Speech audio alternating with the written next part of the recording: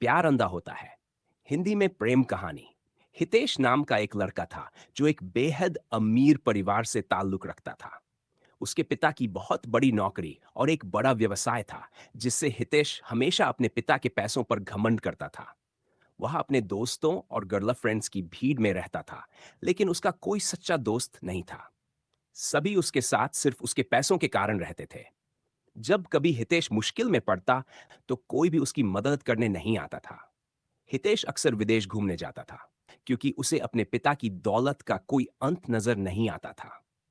इस वजह से उसने अपने जीवन में कभी जिम्मेदारी नहीं समझी और पैसे के बल पर हर चीज हासिल करने की कोशिश करता था। लड़कियों के साथ उसकी बुरी आदतें थीं।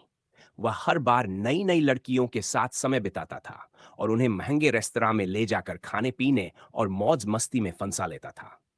लेकिन एक दिन जब वह अपने घर की छत पर टहल रहा था, उसने पड़ोस की छत पर एक बेहद सुंदर लड़की को देखा। वह लड़की एक अच्छे परिवार से थी और हितेश को लगा कि उसे भी पैसे के बल पर आसानी से अपनी तरफ खींच सकता है। हालांकि वह लड़की वैसी नहीं थी जो पैसों के पीछे भागती हो। हितेश ने कई बार कोशिश की, उसे तोहफे दिए, उसे बाहर घूमने का निमंत्रण दिया, लेकिन लड़की ने हर बार इनकार कर दिया। धीरे धीरे हितेश को महसूस होने लगा कि यह लड़की बाकी लड़कियों से अलग है और वह उसके प्रति दीवाना हो गया। अब हितेश के जीवन में सिर्फ वही लड़की थी। वह अपने बाकी सारे रिश्तों से दूर हो गया और सारा समय उसी के बारे में सोचने में बिता रहा था। लेकिन लड़की ने कभी उसकी तरफ ध्यान नहीं दिया। लड़की के पिता सरकारी नौकरी में थे और उनका ट्रांसफर हो गया था, जिससे वह परिवार अब दूसरी जगह जा रहा था। जब यह खबर हितेश को मिली, तो वह बेहद दुखी हुआ। उसे पछतावा हो रहा था कि उसने कभी लड़की से खुलकर बात भी नहीं की।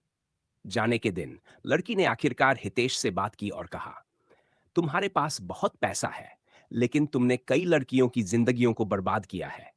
यही कारण है कि भगवान ने तुम्हें यह सजा दी है कि तुम कभी किसी अच्छी लड़की को नहीं पा सकोगे।